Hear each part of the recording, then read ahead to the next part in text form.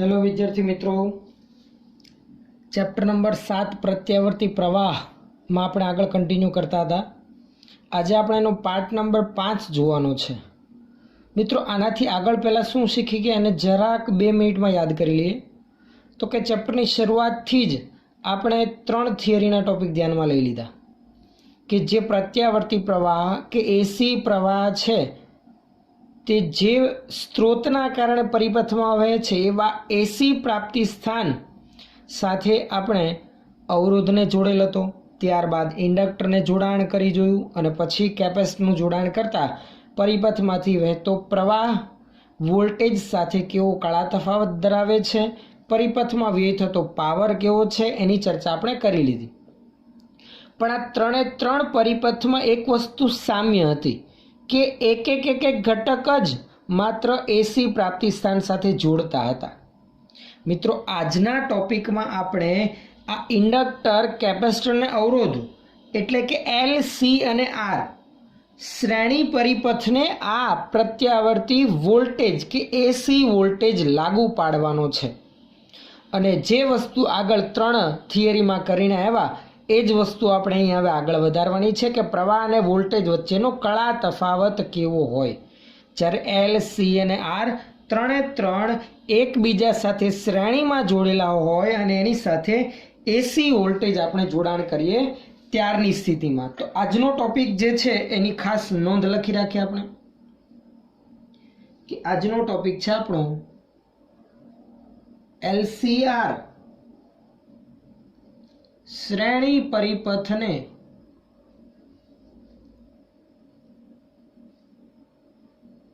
લાગુ પાડેલ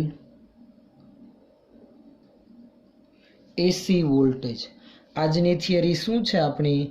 એલસીઆર શ્રેણી પરિપથને લાગુ પાડેલ એસી વોલ્ટેજ એટલે કે આપણે ઇન્ડક્ટર, કેપેસિટર અને અવરોધ ત્રણે ત્રણ શ્રેણીમાં જોડેલા હોય એવા પરિપથને એસી વોલ્ટેજ લાગુ પાડવાના છે અને એના માટે પ્રવાહ અને વોલ્ટેજ વચ્ચેનો કળા તફાવત આપણે અહીંયા ધ્યાનમાં લેવાનો છે।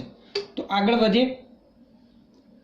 સૌથી પહેલાં તો જે પ્રમાણે આપણે આગળ કામ લેવાનું છે એની એક નાની એવી આકૃતિ ધ્યાનમાં લઈ રાખીએ કે શું કરવાનું છે। સૌથી પહેલાં તો કે એલ, સી અને આર શ્રેણીમાં જોડવાના છે, એને શું લાગુ પાડવાનો છે આપણે? AC voltage. તો એની એક નાની એવી આકૃતિ આપણે ધ્યાનમાં લઈ લઈએ। ચાલો ધ્યાન આપજો। એસી વોલ્ટેજ આપણે લાગુ પાડવાના છે 3 ઘટકોના શ્રેણી જોડાણને। તો એની એક નાની એવી આકૃતિ હું દર્શાવી રાખું છું।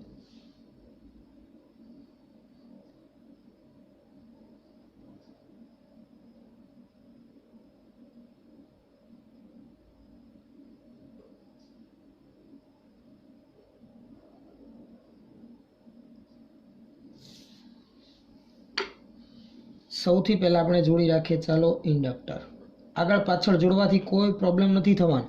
પહેલા ઇન્ડક્ટરના બદલે કેપેસિટર દર્શાવો, અવરોધ દર્શાવો કે પછી ઇન્ડક્ટર દર્શાવો, કોઈ ફરક નથી પડવાનો। પછી આપણે અહીંયા દર્શાવી રાખીએ ચાલો આ છે આપણે જોડેલો અવરોધ અને છેલ્લે આપણે દર્શાવી રાખીએ કેપેસિટર। આ 3 ઘટકો આપણે જોડી દીધા। આ 3 ઘટકોના શ્રેણી જોડાણને આપણે લાગુ પાડવાના છે એસી વોલ્ટેજ। એ એસી વોલ્ટેજનું જોડાણ કરી રાખ્યું।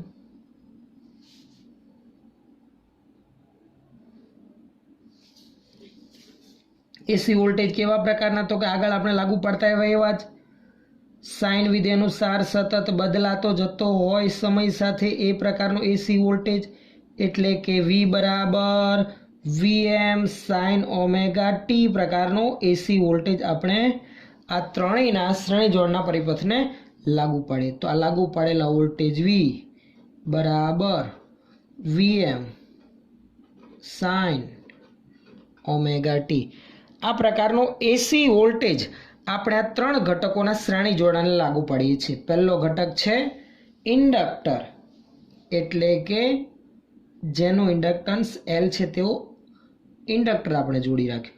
બીજો છે આ આર અવરોધ અને ત્રીજો છે ધારો કે કેપેસિટર C। એનું શ્રેણી જોડાણ આપણે અહીંયા ધ્યાનમાં લીધેલું છે। હવે આગળ આપણે વધીએ એ પહેલાં તો આપણને ખ્યાલ છે ત્રણે ત્રણ ઘટકો શ્રેણીમાં જોડેલા છે. તો શ્રેણી જોડાણની એક અગત્યની બાબત તમે પ્રવાહ વિદ્યુતવાળા ચેપ્ટરમાં ભણીને આવ્યા. જ્યારે કોઈ સ્ત્રોત સાથે વિદ્યુત પ્રાપ્તિ સ્થાન સાથે પરિપથના ઘટકો શ્રેણીમાં જોડેલા હોય ત્યારે શ્રેણી જોડાણની એક ખાસિયત એ છે કે શ્રેણીમાં જોડેલા દરેક ઘટકમાંથી સમાન મૂલ્યનો પ્રવાહ પસાર થાય. તો અહીંયા શ્રેણી જોડાણમાં હોવાના લીધે ઇન્ડક્ટર, અવરોધ અને કેપેસિટરમાંથી વહેતો પ્રવાહ સમાન મૂલ્યનો એટલે કે સમાન કંપ વિસ્તારવાળો તથા સમાન કળામાં હશે. એટલે કે ત્રણેયમાંથી વહેતો પ્રવાહ એક સરખી કળા ધરાવતો હશે. હા, એ વોલ્ટેજ સાથે કંઈક કળા તફાવતમાં હશે, પણ ત્રણેયમાંથી વહેતા પ્રવાહ તો એક સરખી કળામાં જ હોવાના છે. ધારો કે એ પરિપથમાંથી વહેતો પ્રવાહ કેટલો છે? I છે, તેમ આપણે ધ્યાનમાં લઈએ. કેટલો પ્રવાહ વહે છે? I જેટલો. તો આપણે એ જ મેળવવાનું છે કે પરિપથમાંથી વહેતો પ્રવાહ કેટલો હશે તથા વોલ્ટેજ સાથે કેટલો કળા તફાવત ધરાવે છે. તો સૌથી પહેલાં તો આ પ્રકારના શ્રેણી જોડાણ માટે આપણે કિર્ચોફના નિયમ અનુસાર ઇન્ડક્ટર, અવરોધ અને કેપેસિટરના બે છેડા વચ્ચેના વોલ્ટેજ આધારિત એક સમીકરણ નોંધી રાખીએ કે આવા શ્રેણી જોડાણમાં દરેક ઘટકના બે છેડા વચ્ચેના વોલ્ટેજનું મૂલ્ય ટોટલ કેટલું થશે? V જેટલું થશે. તો ખાસ અહીંયા નોંધી રાખીએ. એના માટે સૌથી પહેલી અગત્યની બાબત કે કોઈ એક ક્ષણ ધ્યાનમાં લેવી પડશે, કારણ કે સમય સાથે બદલાતો જતો વોલ્ટેજ લાગુ પાડેલો છે. તો આપણે જે અવલોકન રજૂ કરવાના છીએ કોઈ એક ક્ષણ માટે જ રજૂ કરવાના છીએ. તો કોઈ એક ક્ષણે લાગુ પાડેલા કે પરિપથમાંથી વહેતા પ્રવાહ માટે ધ્યાનમાં લીધેલા વોલ્ટેજ માટેની ગણતરી આગળ વધારી. તો ધારો કે આપણે એમ ધ્યાનમાં લઈએ કે ધારો કે કોઈ એક t સમય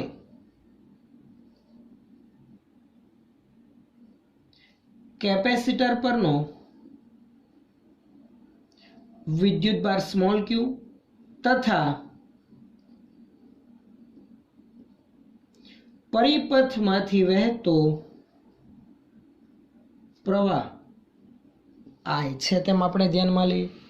આથી આપણે સીધું શું લખી શકાય? તો કે આથી લાગુ પાડેલા વોલ્ટેજ V બરાબર VL plus VR plus VC થશે.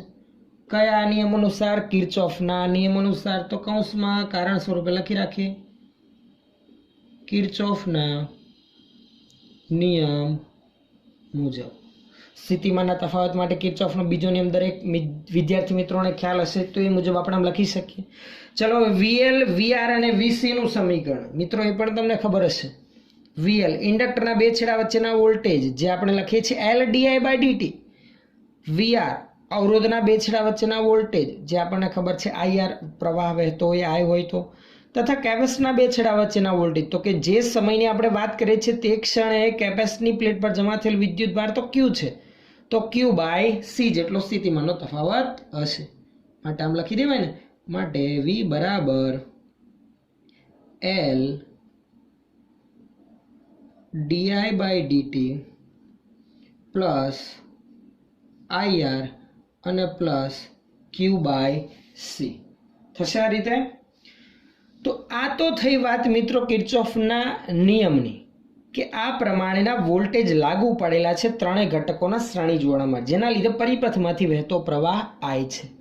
પણ આપણે અહીંયા મિત્રો ચર્ચા કરવી છે કે પ્રવાહ કેવો હશે, સમય સાથે બદલાતો હશે. એ તો ખ્યાલ છે જ આપણને, કેમ કે વિદ્યુત પ્રાપ્તિ સ્થાન પણ ચલિત છે, સતત સમય સાથે બદલાયો AC પ્રાપ્તિ સ્થાન છે, તો પ્રવાહ પણ બદલાવાનો છે. પરંતુ આ પ્રવાહ વોલ્ટેજ સાથે કેટલો કળા તફાવત ધરાવે છે એની ચર્ચા આપણે બે રીતથી કરવાની છે મિત્રો. અહીંયા જે ચેપ્ટરમાં આ જ થિયરીમાં તમને બે ટોપિક સ્વરૂપે માહિતી આપેલ છે. એક છે ફેઝર ડાયાગ્રામની રીતની મદદથી આપણે આ પ્રવાહ અને વોલ્ટેજ વચ્ચેનો કળા તફાવત મેળવવાનો છે, અને બીજું છે વૈશ્લેષિક રીતની મદદથી. મિત્રો તમને જણાવી દઉં કે હાલના સમયે જે હમણાં સિલેબસ ટૂંકાવાની વાત થઈ એમાં વૈશ્લેષિક જે રીત છે પ્રવાહ અને વોલ્ટેજ વચ્ચેના કળા તફાવત માટે, વૈશ્લેષિક રીત છે એ આપણા સિલેબસમાંથી દૂર કરવામાં આવેલ છે. છતાં આપણે એની માહિતી તો ધ્યાનમાં લેવાના જ છીએ, પણ આ બે રીતમાંથી એક બીજી જે રીત છે વિશ્લેષિક રીત એ આપણા સિલેબસમાં નથી હાલના વર્ષ પૂરતું. બરાબર છે. ચલો હવે આપણે આગળ વધીએ. તો સૌથી પહેલા તો પ્રવાહ અને વોલ્ટેજ વચ્ચેનો કળા તફાવત કઈ રીતથી મેળવીએ? ફેઝર ડાયાગ્રામ દ્વારા આપણે આ પ્રવાહ અને વોલ્ટેજ વચ્ચેનો કળા તફાવત સૌથી પહેલા મેળવીએ. તો ફેઝર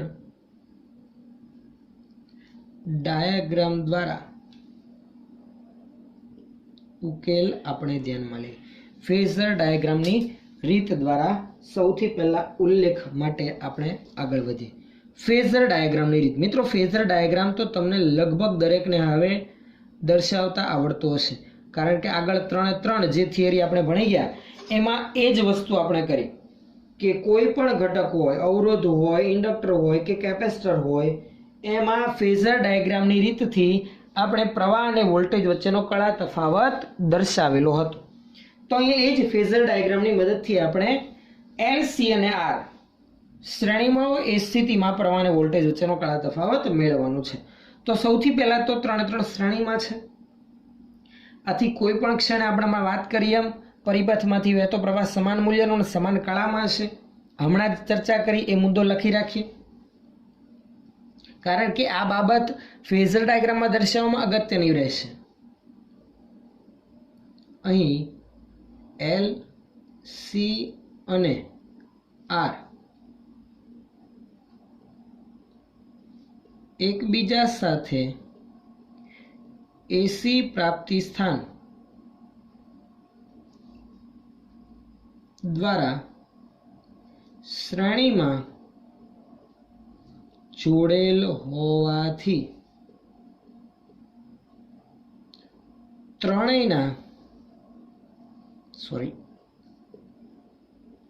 ત્રણેય ઘટકમાંથી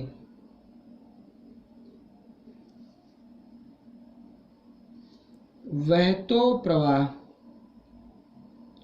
સમાન મૂલ્યનો અને સમાન કળામાં હશે. ધારો કે એ પ્રવાહ કેવો છે? તો કે પ્રવાહનું સમીકરણ દર્શાવી ત્રણેય ઘટકમાંથી એક સરખો પ્રવાહ વહે છે. એ પ્રવાહ ધારો કે આ પ્રકારનો છે. ધારો કે તે I બરાબર આપણે આગળ દર્શાવતા એમ વોલ્ટેજની જેમ જ I બરાબર VM ના બદલે IM sin ઓમેગા ટી. કળા તફાવત કેટલો છે નથી ખબર, ધન છે ઋણ છે, એટલે કે પ્રવાહ વોલ્ટેજ કરતા આગળ છે, પાછળ છે, અથવા તો સમાન કળામાં હોઈ શકે. નથી ખ્યાલ તો એને હું ફાઈ વડે દર્શાવું છું. આ પરિપથમાંથી વહેતા પ્રવાહનું એક સમીકરણ આપણે ધ્યાનમાં લીધું કે ધારો કે આ ત્રણેયના શ્રેણી જોડાણમાં પરિપથમાંથી વહેતો પ્રવાહ આવા પ્રકારનો છે, જ્યાં ફાઈ બરાબર પ્રવાહ અને વોલ્ટેજ વચ્ચેનો શું છે? કળા તફાવત, જે આપણે મેળવવો છે. કઈ રીતની મદદથી? ફેઝર ડાયાગ્રામની રીતની મદદથી. મિત્રો ફેઝર ડાયાગ્રામ એટલે કે સદિશ સ્વરૂપે પ્રવાહ અને વોલ્ટેજની રજૂઆત, કે જેમાં આપણે પ્રવાહ અને વોલ્ટેજ વચ્ચેનો કળા તફાવત ફેઝર ડાયાગ્રામ દ્વારા મેળવીએ છીએ. તો સૌથી પહેલા તો શું કરીએ? ઇન્ડક્ટર, કેપેસિટર અને અવરોધ શ્રેણીમાં છે. એટલે એક બાબત ખાસ યાદ રાખજો, ટૂંકમાં લખી રાખો તો લખી રાખજો તમારી નોટબુકમાં, કે જે ઘટકો પરિપથમાં શ્રેણીમાં હોય તો એમાં એક બાબત કોમન છે, ત્રણેયમાંથી સમાન પ્રવાહ પસાર થાય. તો સમાન પ્રવાહ હોય તો પ્રવાહના ફેઝરને સૌથી પહેલા ફેઝર ડાયાગ્રામમાં દર્શાવી દેવાનું. જો 3 સમાંતરમાં હોય તો શું થાય? તો ત્રણેય ઘટકના બે છેડા વચ્ચે વોલ્ટેજ સરખા થાય, તો વોલ્ટેજના ફેઝરને દર્શાવી દેવાનો સૌથી પહેલા. અહીંયા પ્રવાહ સમાન છે તો પ્રવાહના ફેઝરને દર્શાવીશું, અને ત્યાર પછી ઇન્ડક્ટર, અવરોધ અને કેપેસિટરના બે છેડા વચ્ચેના વોલ્ટેજના ફેઝરને દર્શાવીશું, અને એમના પરિણામી વોલ્ટેજના ફેઝર અને પ્રવાહ વચ્ચેનો કળા તફાવત આપણે મેળવવાનો રહેશે. તો સૌથી પહેલા તો ઉલ્લેખ કરી રાખીએ કે ધારો કે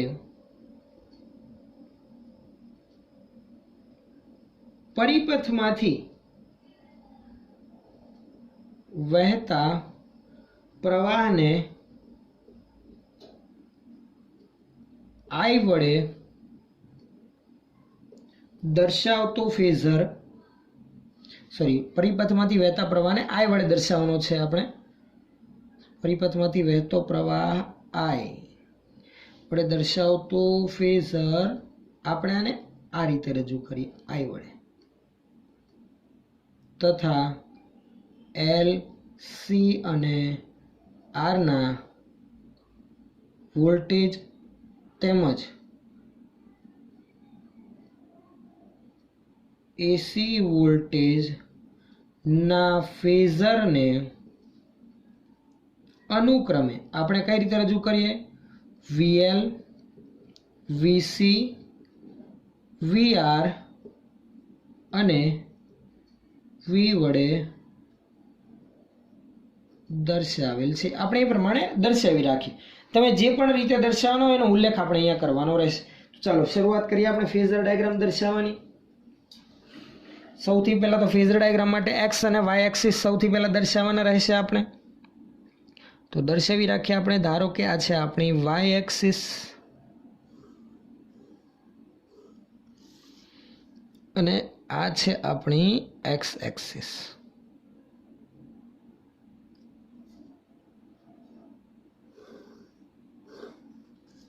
ઓકે,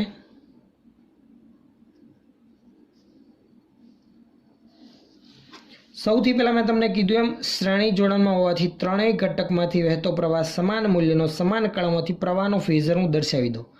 પ્રવાહનો ફેઝર કેટલા મૂલ્યનો? Im મૂલ્યનો. કેટલી કળા ધરાવતો હશે? તો કે ઓમેગા ટી પ્લસ 5. તો સૌથી પહેલા એ પ્રવાહનો ફેઝર આપણે દર્શાવી રાખીએ. જુઓ, આ પ્રવાહનો ફેઝર આપણે દર્શાવી દઈએ. થોડોક નાનો રાખીએ. ધારો કે આ છે આપણો પ્રવાહનો ફેઝર, જે કેટલી કળા ધરાવે છે એક્સ એક્સિસ સાથે? તો કે ઓમેગા ટી પ્લસ 5. આ પ્રવાહનો ફેઝર સદિશ આઈની ઉપર આ રીતે એરોની નિશાની આપણે દર્શાવી શકીએ. સમજણ પડે છે? ચાલો હવે વોલ્ટેજનો ફેઝર. તમને ખબર છે ઇન્ડક્ટરના બે છેડા વચ્ચેના વોલ્ટેજના ફેઝરને આપણે VL વડે દર્શાવવાનું છે. કેપેસિટર માટે VC, અવરોધ માટે VR અને લાગુ પડેલા સ્ત્રોતના વોલ્ટેજને આપણે V વડે દર્શાવીશું. હવે સૌથી પહેલા તો VR, તો કે અવરોધના બે છેડા વચ્ચેના વોલ્ટેજનો ફેઝર તેમાંથી વહેતા પ્રવાહ સાથે કેવો કાળા તફાવત ધરાવે? તો તમને ખ્યાલ છે, થિયરીમાં આગળ ભણીને આવ્યા એ પહેલા નોંધી રાખીએ, પછી આપણે આકૃતિમાં દર્શાવીએ તો વધુ ખ્યાલ આવશે.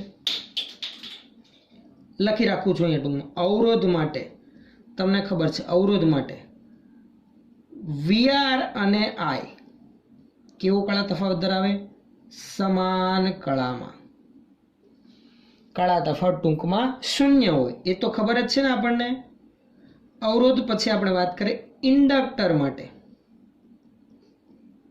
ઇન્ડક્ટર માટેનો વોલ્ટેજનો ફેઝર પ્રવાહ સાથે કળામાં કેવો તફાવત ધરાવે? તો કે ઇન્ડક્ટરના કિસ્સામાં મિત્રો યાદ કરશો તો થિયરીમાં જ આપણે ધ્યાનમાં લીધું કે ઇન્ડક્ટરના કિસ્સામાં પ્રવાહ વોલ્ટેજ કરતાં કળામાં π/2 જેટલો પાછળ હોય. પ્રવાહ પાછળ હોય તો વોલ્ટેજ π/2 જેટલો શું કહી શકાય? આગળ VL એ I કરતા π/2 આગળ. કારણ શું? તો કે I તો આપણે દર્શાવી દીધો. હવે વોલ્ટેજનો ફેઝર પ્રવાહ કરતા આગળ પાછળ એ આપણે લખીએ તો દર્શાવવું સરળ બનશે. બરાબર ને? ચલો ઇન્ડક્ટર પછી આગળ દર્શાવીએ કેપેસિટર. કેપેસિટર માટે તો કે એના માટે વોલ્ટેજનો ફેઝર VC એ તો કે કેપેસિટર માટે યાદ કરો. કેપેસિટર માટે પ્રવાહના સમીકરણમાં ઓમેગા ટી પ્લસ π/2 કળા આવતી હતી, એટલે કે પ્રવાહ વોલ્ટેજ કરતા π/2 જેટલો આગળ હતો. પ્રવાહ આગળ તો વોલ્ટેજ એ પ્રવાહ કરતા π/2 શું આવશે? પાછળ આવશે. આ પ્રમાણે આપણે વોલ્ટેજના ફેઝરને આકૃતિમાં દર્શાવી રાખીએ. જો ધ્યાન આપજો, 3 માટે વોલ્ટેજના ફેઝરને હું હવે આકૃતિમાં દર્શાવવા જઈ રહ્યો છું. चलो दर्शावीए આપણે ત્રણે ત્રણ માટે સૌથી પહેલા આપણે દર્શાવી રાખીએ અવરોધના વોલ્ટેજના ફેઝરને. ચલો અવરોધના વોલ્ટેજના ફેઝરને દર્શાવું છું. અવરોધ માટે VR તો I સાથે સમાન કળામાં, તો I જ્યાં છે ને એના પર જ હું VR મૂકી દઉં છું. સમાન કળામાં એટલે કે એના પર જ આવશે ને, તો જ કળા તફાવત શૂન્ય કહેવાય. ઓકે, આ થયો આપણો VR. બરાબર છે. ચલો એના પછી બીજો ફેઝર આપણે દર્શાવીએ. બીજો ફેઝર દર્શાવીએ ચાલો ઇન્ડક્ટર માટે. ઇન્ડક્ટર માટે વોલ્ટેજનો ફેઝર પ્રવાહ કરતાં π/2 જેટલો આગળ. આ પ્રવાહ કરતાં π/2 આગળ આગળ એટલે મેં તમને કીધું હતું એમ કઈ બાજુ ચાલવાનું, એન્ટી ક્લોકવાઇઝ વિષમ ઘડી દિશામાં. આમ π/2 ના ખૂણે મૂકવાનું રહેશે. ચાલો મૂકી દઈએ આપણે. એની સાથે π/2 ના ખૂણે એક ઇન્ડક્ટરને રજૂ કરતો ફેઝર આ રહ્યો. ચલો આ છે VL. ચલો VC માટે હવે કેપેસિટરને રજૂ કરતો વોલ્ટેજનો ફેઝર એ તો પ્રવાહ કરતાં π/2 જેટલો પાછળ, પાછળ એટલે ક્લોકવાઇઝ આ રીતે દર્શાવવાનું, એટલે કે VL ની એક્ઝેક્ટ ઓપોઝિટ ડાયરેક્શનમાં આવશે. તો કે હા, VL ની એક્ઝેક્ટ ઓપોઝિટ ડાયરેક્શનમાં આવશે. આ થશે કેપેસિટરના વોલ્ટેજને રજૂ કરતો ફેઝર જે છે આપણો VC. હવે જરા ખાસ ધ્યાન આપજો. જુઓ અહીંયા VL, VC અને VR મેં ત્રણે ત્રણ દર્શાવી દીધા. એ ત્રણે ત્રણ વોલ્ટેજના ફેઝર છે, જેમાંથી VL અને VC પરસ્પર વિરુદ્ધ દિશામાં છે. આપણે પરિણામી વોલ્ટેજનો ફેઝર મેળવવા માટે VL અને VC નું પરિણામી ફેઝર આપણે ધ્યાનમાં લેવું પડશે. તથા આ ઉપરાંત VL, VC ના મૂલ્ય આપણે રજૂ કરવા હોય તો કઈ રીતે રજૂ કરી શકીએ? તો કે VR આ ફેઝર સ્વરૂપે દર્શાવેલ છે, એટલે ઉપર આ રીતે સદિશની નિશાની રાખો, અથવા તો એને ડાર્ક અક્ષરથી દર્શાવો તો પણ ચાલે. પણ આપણે ડાર્ક અક્ષર નથી થવાના, એટલે આપણે આ રીતે સદિશની નિશાની રાખવી જરૂરી છે. બરાબર છે. ચલો હવે ધ્યાન આપજો. હવે આપણે આ ફેઝરોના મૂલ્ય નોંધી રાખીએ. અહીં આપણને ખબર છે VR નું મૂલ્ય VRM બરાબર, તો કે આ કઈ રીતે લખવું? તો કે આપણને ખબર છે, જો સમીકરણ આપણી પાસે હોય તો IM બરાબર VM/R. તો મહત્તમ મૂલ્ય વોલ્ટેજનું VM અવરોધ માટે VRM બરાબર IM/R તથા VLM ઇન્ડક્ટર માટે મહત્તમ મૂલ્ય બરાબર ને, VLM બરાબર શું આવશે? તો કે આની જેમ જ IM ઇન્ડક્ટર માટે અહીંયા ઇન્ડક્ટિવ રિએક્ટન્સ આવતો તો XL, અને તેમજ કેપેસિટર માટે આમ લખતા હતા VCM બરાબર IM શું આવશે? XC. આ ક્લિયર છે આટલું દરેકને? ચલો હવે આપણે આગળ શું કરીએ? તો કે આ રીતની માહિતી દર્શાવી દીધા પછી હવે આપણે મેં તમને કીધું આ ત્રણનો પરિણામી વોલ્ટેજનો ફેઝર બનાવવો છે. તમને ખ્યાલ હોય તો ચેપ્ટર નંબર 4 11મા ધોરણમાં સમતલમાં ગતિવાળું તમે ભણી ગયા, જેમાં 4 સદિશ કે 3 સદિશોનો પરિણામી સદિશ આપણે મેળવતા હતા. અહીંયા શું કરીએ? પહેલા 3માંથી 2માં કન્વર્ટ કરીએ. VL અને VC ઓપોઝિટ ડાયરેક્શનમાં છે, તો બંનેનો પરિણામી આપણે મેળવી શકીએ. જો VL નું મૂલ્ય વધુ હોય તો પરિણામી સદિશ બંનેનો VL તરફ આવશે. જો VC નું મૂલ્ય વધુ હોય તો પરિણામી સદિશ VL અને VC નો VC તરફની દિશામાં આવશે. આપણે અહીંયા બેમાંથી એક ધ્યાનમાં લેવી પડે સમજૂતી હાલના તબક્કે. તો ધારો કે આપણે ટેક્સ્ટ બુક પ્રમાણે આગળ વધીએ કે અહીં VC ગ્રેટર દેન VL છે, એટલે કે કેપેસિટરના બે છેડા વચ્ચેના વોલ્ટેજનું મૂલ્ય ઇન્ડક્ટરના બે છેડા વચ્ચેના વોલ્ટેજ કરતાં વધુ છે તેમ આપણે હમણાં ધ્યાનમાં લઈએ, અને એ પ્રમાણે આપણે ફેઝર ડાયાગ્રામ આગળ વધારીશું. તો સૌથી પહેલાં એના પરિણામી ફેઝરને વ્યવસ્થિત રજૂ કરવા માટે હું એક નવો ફેઝર ડાયાગ્રામ બાજુમાં દર્શાવી દઉં છું. જુઓ,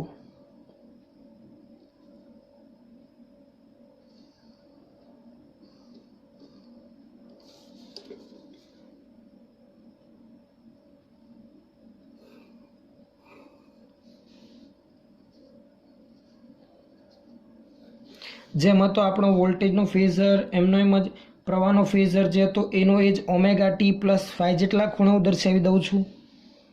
આ છે આપણો પ્રવાહનો ફેઝર.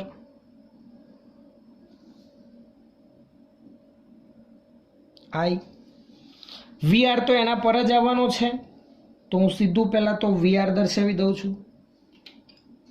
ધ્યાન આપજો બરાબર.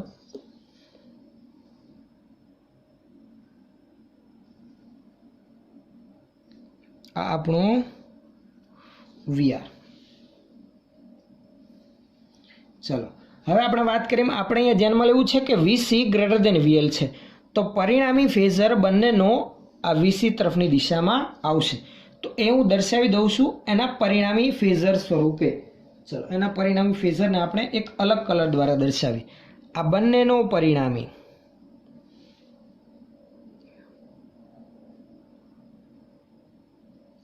ધારો કે કંઈક આ છે, જે છે કયો, તો કે વીસી માઇનસ વીએલ નો પરિણામી ફેઝર સદિશ સ્વરૂપે છે, તો વીસી માઇનસ વીએલ સ્વરૂપે દર્શાવું છું. બરાબર, સોરી, એનો પરિણામી ફેઝર છે, તો એટલે બંનેનો સરવાળો.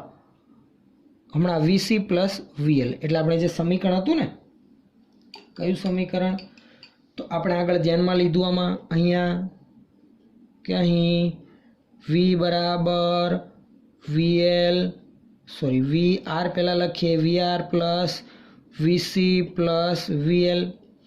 આમાં વી આરનો ફેઝર આ રહ્યો, વીસી પ્લસ વીએલનો પરિણામી ઓપોઝિટ ડાયરેક્શનમાં છે, તો એક થઈ જશે, જે છે ધારો કે આ. સમજણ પડે છે? હવે એના મૂલ્ય સ્વરૂપે રજૂ કરીએ તો મૂલ્ય સ્વરૂપે શું હશે, તો કે બંને ઓપોઝિટ ડાયરેક્શનમાં હતા, એટલે મૂલ્ય માટે તો મોટા મૂલ્યમાંથી નાનાનું મૂલ્ય બાદ કરીશું ત્યારે જ પરિણામી ફેઝરનું મને મૂલ્ય મળવાનું છે. એ તો સીધી ક્લિયર વાત છે. અહીંયા સોરી પ્લસ નહીં આવે, અહીંયા શું આવશે, આપણે માઇનસ જ આવશે. બરાબર છે? તો હવે જરાક ધ્યાન આપો. હવે આપણે શું કરીએ, તો હવે આપણે આ વીઆર અને વીસી અને વીએલના પરિણામી ફેઝર દ્વારા એક કાટકોણ ત્રિકોણ તૈયાર થયો. જુઓ, જેમાં પરિણામી વોલ્ટેજ એ એના દ્વારા તૈયાર થતા કાટકોણ ત્રિકોણના કર્ણ સ્વરૂપે આપણને મળ્યા, અથવા તો આપણે સમાંતર બાજુ ચતુષ્કોણ દ્વારા પણ મેળવી શકીએ કે આ બંને આધારિત હું એક સમાંતર બાજુ ચતુષ્કોણ તૈયાર કરી દઉં છું. જુઓ, આને સમાંતર આ બાજુ, વી આરને સમાંતર આ બાજુ, સમાંતર બાજુ ચતુષ્કોણ તૈયાર થાય છે. તો આપણો પરિણામી જે વોલ્ટેજનો ફેઝર છે તે આ અહીંયા આવશે, આ થશે, જેને આપણે શેના વડે દર્શાવીએ, વી વડે દર્શાવીએ. શેના વડે દર્શાવીએ, વી. જો અહીંયા વીસી માઇનસ વીએલ છે તો અહીંયા પણ એ થશે, પરંતુ એનું મૂલ્ય કેટલું, તો કે મૂલ્ય તો આ રીતે થશે ને, વીસીએમ માઇનસ વીએલએમ.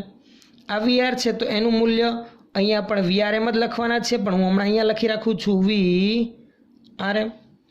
આ પણ એના મૂલ્ય સ્વરૂપે આપણે રજૂ કરવું તો આવું થશે, વી આર એમ.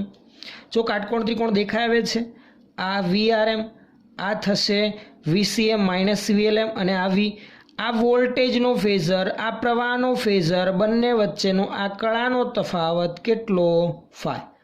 આ વોલ્ટેજની કળા એક્સ અક્ષ સાથેની ઓમેગા ટી. જો ક્લિયર પિક્ચર થઈ ગયું. જુઓ, આ વોલ્ટેજનો ફેઝર જે આપણે અહીંયા દર્શાવેલ છે, આ પ્રવાહનો ફેઝર જે આપણે આ પ્રવાહ આઈ બરાબર I M sine omega T plus phi મુજબ પરિપથમાંથી વહે છે, બંને વચ્ચેનો કળા તફાવત આ રહ્યો ફાઈ. પણ આ ફાઈ કઈ રીતે મેળવું, તો કે કાટકોણ ત્રિકોણ પરથી સીધો ખ્યાલ આવશે. સમજણ પડે છે? કાટકોણ ત્રિકોણ પરથી ખ્યાલ આવે છે. હવે આપણે આ પરિપથમાંથી વહેતા વોલ્ટેજનું મહત્તમ મૂલ્ય આપણે વીએમ ધ્યાનમાં લઈએ તો કાટકોણ ત્રિકોણ પરથી સીધું લખી શકીએ. જો આપણે અહીંયા પ્રવાહ અને વોલ્ટેજ વચ્ચેનો કળા તફાવત તો મેળવવો છે, પણ મહત્તમ મૂલ્ય પણ આપણે મેળવવું છે. તો આપણે કાટકોણ ત્રિકોણ પરથી હવે માહિતી આગળ વધારી. તો અહીંયા જોઈ શકાય છે કે અહીં વીઆર અવરોધના વોલ્ટેજને રજૂ કરતો ફેઝર અને વીસી તથા વીએલ ના પરિણામી વોલ્ટેજને રજૂ કરતો ફેઝર, એટલે કે વીસી પ્લસ વીએલ પણ લખી શકીએ. એકબીજા સાથે કેવા છે, લંબ હોવાથી આપણે સીધું શું લખી શકાય આ કાટકોણ ત્રિકોણ માટે, તો કે આ કાટકોણ ત્રિકોણ માટે સીધું જ આ કર્ણનું મૂલ્ય એટલે કે પરિણામી વોલ્ટેજનું મૂલ્ય Vm² બરાબર શું આવશે? તો કે અવરોધના વોલ્ટેજના ફેઝરને રજૂ કરતું મૂલ્ય Vrm² પ્લસ Vcm માઇનસ VLmનો વર્ગ. અહીંયા આપણે ખાસ ધ્યાનમાં લેવું કે અહીં આપણે Vcm ગ્રેટર દેન VLm ધ્યાનમાં લીધેલ છે, અથવા તો એમ પણ કહેવાય XC ગ્રેટર દેન XL છે તેમ કહી શકાય. કારણ કે જુઓ VCM અને VLmમાં ફરક છે XL અને XCનો. જો કેપેસિટિવ રિએક્ટન્સ ઇન્ડક્ટિવ રિએક્ટન્સ કરતાં વધુ હોય તો જ આ શક્ય બનવાનું છે. બરાબર છે? તો એના આધારિત આપણે માહિતી અહીંયા લખી રાખી. હવે આમની કિંમત મૂકી રાખીએ તો Vm² બરાબર Vrm² એટલે કે Im × R આખાનો વર્ગ પ્લસ આમાં કિંમત મૂકી રાખીએ Im × XC minus Im × XL આખાનો વર્ગ. હવે શું કોમન નીકળે? તો ત્રણેય પદમાંથી Im નીકળી જાય. સોરી, ત્રણ નહીં પણ બે જ પદ. આમાંથી પણ Im તો Im² R². આમાંથી Im નીકળે તો વર્ગ હોવાથી Im² બહાર આવશે તો વધશે શું? XC માઇનસ XL નો વર્ગ Vm² બરાબર બનશે. ચલો હવે પ્રવાહ આપણે મહત્તમ મૂલ્ય મેળવ્યું છે પ્રવાહનું, તો Im² ના કરતા બનાવો તો Im² બરાબર Vm² ના છેદમાં શું આવશે?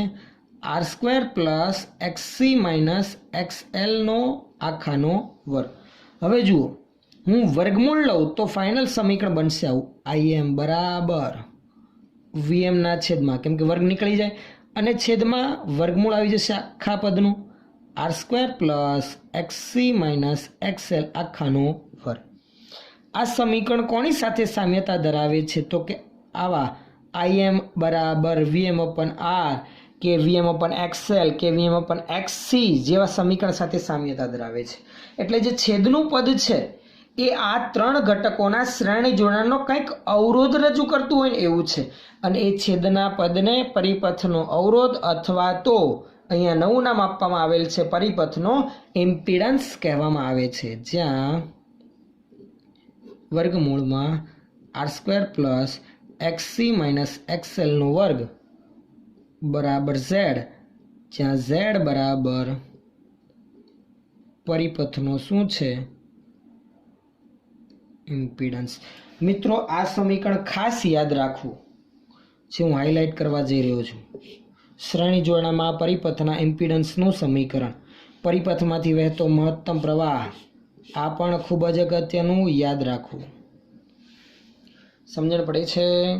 આઈ હોપ બધાને ક્લિયર છે આટલે સુધીનું કે આજે છેદનું પદ છે અને પરિપથનો ઇમ્પિડન્સ Z વડે રજૂ કરવામાં આવે છે, અથવા તો કહી શકાય પરિપથનો અવરોધ, અસરકારક અવરોધ, જે વર્ગમૂળમાં R² plus XC minus XL આખાના વર્ગ વડે રજૂ કરી શકાય. આ ક્યારે? XC ગ્રેટર દેન XL હોય તો. જો XL ગ્રેટર દેન XC હોય તો અહીંયા કંઈ નહીં ફરક પડે, XL માઇનસ XC નો વર્ગ થશે. જે એમના સમીકરણ તો તમને ખબર જ છે, X એટલે 1/ωc અને XL એટલે કે માત્ર ωL.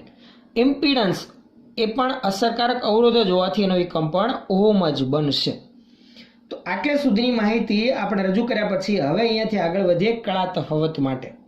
એના માટે આપણે ઇમ્પિડન્સ ડાયાગ્રામ રજૂ કરીએ અને પછી કળા તફાવતનું સમીકરણ પણ મેળવીએ.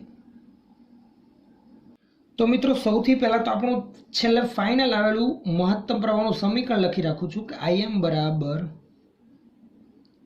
Vm/Z, જ્યાં Z એ બીજું કંઈ જ નહીં પરિપથનો ઇમ્પિડન્સ છે, જેનું સમીકરણ તમને યાદ હોવું જે ખૂબ જ અગત્યનું સમીકરણ છે R² plus XC minus XL નો વર્ગ. આ માત્ર એટલા માટે આવું કેમ કે અહીંયા આપણે ધ્યાનમાં લીધેલ છે XC ગ્રેટર દેન XL. એવી સ્થિતિ માટે આપણે આ ઉકેલ મેળવેલો છે ફેઝર ડાયાગ્રામની રીતની મદદથી. જો આનાથી ઊંધું XL ગ્રેટર દેન XC તો અહીંયા XL માઇનસ XC આવે. બરાબર છે? આ છે પરિપથનો ઇમ્પિડન્સ. હવે મિત્રો પરિપથના ઇમ્પિડન્સ માટે પણ એક ડાયાગ્રામ રજૂ કરી શકાય છે, કારણ કે તમે આગળની જ જે માહિતી આપણે ધ્યાનમાં લીધી તેમાં આટલું ક્લિયર હતું. જુઓ, આ વોલ્ટેજનો ફેઝર, આ અવરોધના વોલ્ટેજનો ફેઝર અને આ કેપેસિટર અને ઇન્ડક્ટરના પરિણામી વોલ્ટેજનો ફેઝર.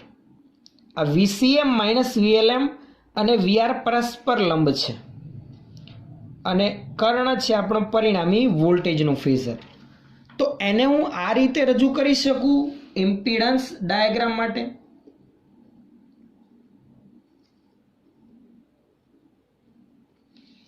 આપણે આ રીતે રજૂ કરી શકીએ. જુઓ, ધ્યાન આપજો બરાબર.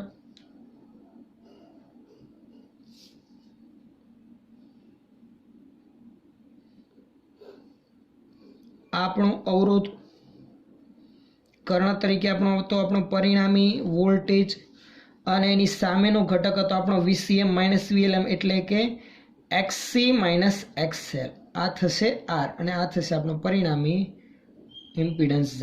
આ કળા તફાવત phi. આ થાય આપણો ઇમ્પિડન્સ ડાયાગ્રામ. કઈ રીતે દર્શાવ્યો તો કે જુઓ, ફરી એક વખત તમને જણાવું છું, ધ્યાન આપજો. VM નું સમીકરણ લખો ને તો VM બરાબર શું આવશે? IM into R. આધારિત R ના બદલે આવશે અહીંયા Z. જો આ અહીંયા લખી રાખું છું, આવું થયું. VM બરાબર IM ઇન્ટુ Z. આ થશે VRM બરાબર IM ઇન્ટુ R. અને આ શું થશે તો કે VCM minus VCM minus VLM બરાબર IM into XC minus XL થશે કે નહીં? આમાંથી આપણે જોઈએ તો IM દૂર કરો તો Z, આ R અને આ XC માઇનસ XL થશે. હા કે ના? જે આપણે અહીંયા રજૂ કરી શકીએ. તો આના પરથી આપણે સીધો કળા તફાવત લખી શકીએ. માટે કળા તફાવત tan phi કાટકોણ ત્રિકોણ માટે tan phi બરાબર સામેની બાજુ શું આવશે? XC minus XL. જો કે જોવા જઈએ તો આપણો ફેઝર ડાયાગ્રામ હતો આના પરથી હું લખું તો tan phi બરાબર સામેની બાજુ છે આપણી VCM માઇનસ VLM અને પાસેની બાજુ આવશે અવરોધના વોલ્ટેજનો ફેઝર એટલે VRM. આ બધાની હું કિંમત લખું તો આવું થશે IM into XC minus IM into XL છેદમાં IM into R. IM cancel થઈ જાય તો મિત્રો શું આવશે? XC minus XL upon R. હવે આ સમીકરણ પરથી તો તમને દોરતા આવડે ને, ઇમ્પિડન્સને રજૂ કરતો એક ડાયાગ્રામ. tan phi બરાબર XC minus XL into R. Clear? ખબર પડે છે? ખ્યાલ આવે છે? પરિપથનો કળા તફાવત પ્રવાહ અને વોલ્ટેજ વચ્ચેનો tan phi. જેમ phi ને કરતા બનાવું તો tan inverse XC minus XL upon R જેટલું મળે. અહીંયા XC ગ્રેટર દેન XL છે અને કેપેસિટર માટે તો પ્રવાહ વોલ્ટેજ કરતા આગળ છે એટલે સમગ્ર LCR શ્રેણી પરિપથમાં જો XC ગ્રેટર દેન XL હોય તો પ્રવાહ વોલ્ટેજ કરતા કળામાં phi જેટલો આગળ થશે. જો એનાથી ઉલટું હોય કે XL ગ્રેટર દેન XC હોય તો કળા તફાવત આ સમીકરણમાં XL માઇનસ XC આવે અને ફરક એટલો આવે કે પ્રવાહ વોલ્ટેજ કરતા phi જેટલો કળામાં શું આવે? પાછળ આવવાનો. તો બીજો કોઈ ફરક આવવાનો નથી. ખ્યાલ આવે છે? હવે આપણે હજુ એક ડાયાગ્રામ જે આગળ માત્ર R, L અને C માટે રજૂ કરતા આવતા હતા એ આપણે દર્શાવી રાખીએ કે વોલ્ટેજ અને પ્રવાહ વિરુદ્ધ કળાનો તથા વોલ્ટેજ અને પ્રવાહ વચ્ચેનો કળા તફાવતને એક આલેખ દ્વારા રજૂ કરતા હતા, જેને હું અહીંયા દર્શાવી રાખું એટલે તમને વધુ ક્લિયર થઈ જાય. જુઓ, ખાસ એના માટેની એક આલેખ દ્વારા પણ સમજૂતી ધ્યાનમાં લઈ રાખી.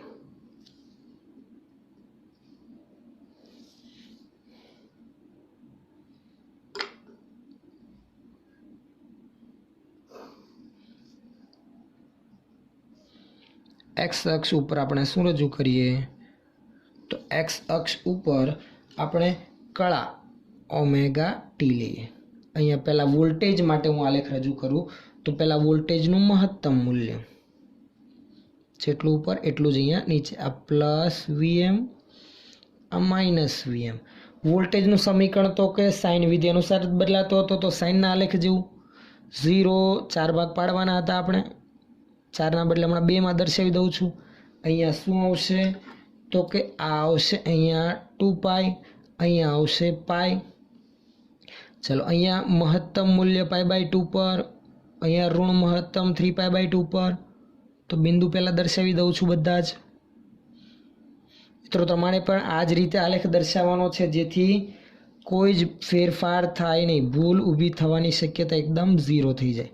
ચલો સાઇન વિધેય જેવો વોલ્ટેજનો આપણે કળા વિરુદ્ધનો આલેખ દોરી રાખવાનો સીધો જ.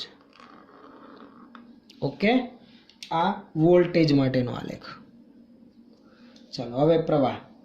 આ આલેખ V બરાબર Vm sin ઓમેગા t પ્રકારનો.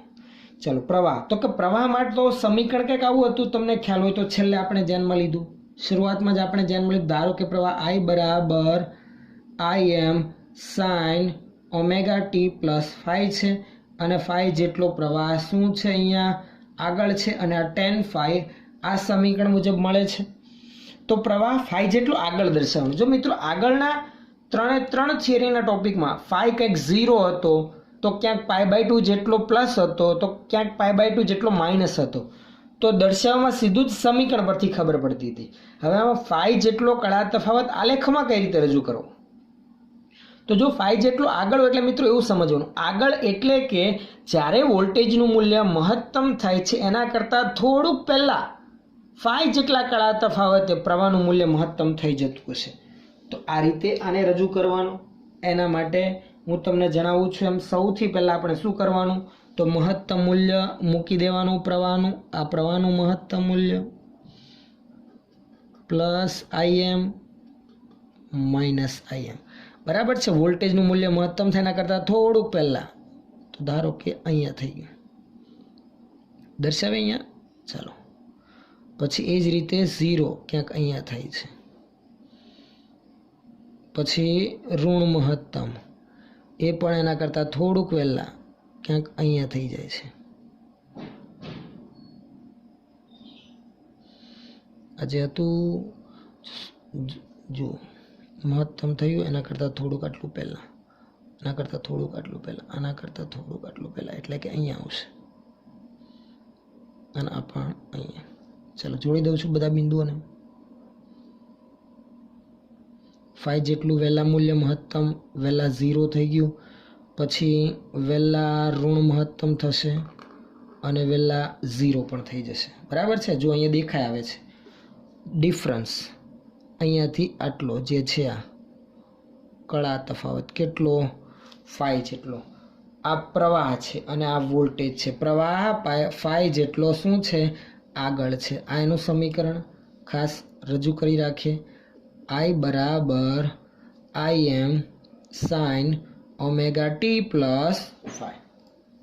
સમજણ પડે છે? જો ફેઝર ડાયાગ્રામ સ્વરૂપ રજૂ કરવું હોય તો એ પણ એકદમ સરળ, સીધો ખ્યાલ આવી શકે. એ તો આગળ આપણે સંયોજન સ્વરૂપે બધાને જ ધ્યાનમાં લઈને દર્શાવેલ જ છે, પણ ફરી એક વખત રજૂ કરવું હોય તો આ રીતે રજૂ કરી શકાય. જુઓ તમને દર્શાવી દો એટલે તમારે કોઈ ડાઉટ ન રહે. થિયરી ટેક્સ્ટબુકમાંથી વાંચો તો સીધું જ એનું સોલ્યુશન તમને અહીંયા સમજૂતીમાં મળી જાય. પહેલાં તો વોલ્ટેજનો ફેઝર જે સાઇન ઓમેગા ટી મુજબ કોઈ t1 સમયે કેટલી કળા ધરાવે છે, ધારો કે ઓમેગા ટી. કારણ કે વોલ્ટેજ આ રીતે હતો ને, V બરાબર Vm સાઇન ઓમેગા t1 સમયની આપણે વાત કરીએ તો t1 સમયે. હવે પ્રવાહ I બરાબર Im sine omega t1 plus phi થશે. phi જેટલો આગળ છે કારણ કે xc ગ્રેટર દેન xl હોવાથી phi જેટલો પ્રવાહ વોલ્ટેજ કરતા કળામાં શું છે આગળ છે. વોલ્ટેજ કરતા કળામાં આગળ. તો આની કરતાં phi જેટલો થોડોક આપણે આગળ દર્શાવી રાખીએ. હા, એનું મહત્તમ મૂલ્ય તો પહેલાં કરતાં ઓછું જ આવશે. તો આ વોલ્ટેજને રજૂ કરતો ફેઝર, એનું મૂલ્ય Vm, આ થશે આપણું Im. બંને વચ્ચેનો ડિફરન્સ phi જેટલો પ્રવાહ આગળ એટલે એન્ટી ક્લોકવાઇઝ વિષમઘડી દિશામાં આપણે આગળ રજૂ કરેલ છે. જો એના પણ ફેઝરને હું દર્શાવી દઉં અલગ નોટેશનથી, એટલે તમારે સમજવામાં પણ સરળતા રહે. ચલો હવે ક્લિયર ખબર પડે છે. તો અહીંયા ટૂંકમાં આ થિયરીમાં તમને એટલો ખ્યાલ આવી ગયો કે ભાઈ પ્રવાહ વોલ્ટેજ કરતાં કળામાં આગળ છે ફાઈ જેટલો, અને એ ફાઈ કેટલા મૂલ્યનો, તો કે આ સમીકરણ પરથી આપણે મેળવી શકીએ tan phi બરાબર xc minus xl upon r. પરિપથનો ઇમ્પિડન્સ અને પરિપથમાંથી વહેતો મહત્તમ પ્રવાહ પણ ધ્યાનમાં લઈ લીધો. મિત્રો હવે બીજી વસ્તુ, જ્યારે સમીકરણ માટે આપણે ફેરફાર કરવાની જરૂરિયાત ઊભી થાય, એટલે કે ક્યારે, તો કે જ્યારે પરિપથમાં આપણને એવો ઉલ્લેખ કરેલો હોય કે માત્ર ઇન્ડક્ટર અને અવરોધ જ છે, આર અને એલ જ શ્રેણીમાં છે, કેપેસિટર નથી, તો પરિપથનો ઇમ્પિડન્સ કેટલો? તો જો પરિપથમાં કેપેસિટર ના હોય તો માત્ર XC કાઢી નાખવાનું. તો શું આ વિચાર, વર્ગમૂળમાં r² પ્લસ XL નો વર્ગ બરાબર. જો માત્ર r અને c હોય તો XL કાઢી નાખવાનું, તો વર્ગમૂળમાં r² પ્લસ XC². XC તો તમને ખબર છે 1/ωc અને XL ખબર છે ωL. તો આ રીતે ત્રણમાંથી કોઈ ઘટક ના હોય તો ઇમ્પિડન્સના સમીકરણમાંથી એક ઘટક કાઢી નાખવાનો. જો બે ના હોય તો બે કાઢી નાખવાનો, માત્ર અવરોધ હોય તો આ કાઢી નાખો, વર્ગમૂળમાં r² એટલે માત્ર અવરોધ વાળું જ આવી જાય સમીકરણ. જો માત્ર ઇન્ડક્ટર હોય તો વર્ગમૂળમાં XL², જો પેલા બંને 0 થાય કે નહીં, એટલે માત્ર Vm/XL ઇન્ડક્ટર વાળું જ સમીકરણ. અને જો માત્ર કેપેસિટર હોય તો આ બંને કાઢી નાખો, એટલે સીધું જ આ જ સમીકરણ પરથી બધું બની જાય. જે ના હોય એને દૂર કરી દેવાનો, બીજો કોઈ ફેરફાર કરવાનો આવશે નહીં. પરંતુ એક બાબત ખાસ અગત્યની જે ધ્યાનમાં લેવા જેવી, કે જે ફેઝર ડાયાગ્રામની મદદથી આપણે સમજૂતી ધ્યાનમાં લીધી એ તે સમયનો ઉકેલ રજૂ કરે છે, સ્થાયી નહીં, પરમનન્ટ ઉકેલ ના કહી શકાય. તે ચોક્કસ સમયનો ઉકેલ આપણને મળી આવ્યો, કળા તફાવત પ્રવાહ અને વોલ્ટેજ વચ્ચેનો. સ્થાયી પરમનન્ટ ઉકેલ અથવા તો કળા તફાવત વોલ્ટેજ અને પ્રવાહ વચ્ચેનો કહી શકાય નહીં. એટલે આ 100% સંપૂર્ણપણે સાચી માહિતી રજૂ કરતું નથી, ચોક્કસ સમયની આપણને માહિતી પૂરી પાડે છે. તો આનો બીજો ઉકેલ જે છે, બીજી રીત જે છે એ આપણે નેક્સ્ટ વિડિયો લેક્ચરમાં ધ્યાનમાં લઈશું, જે છે વિશ્લેષિક રીત.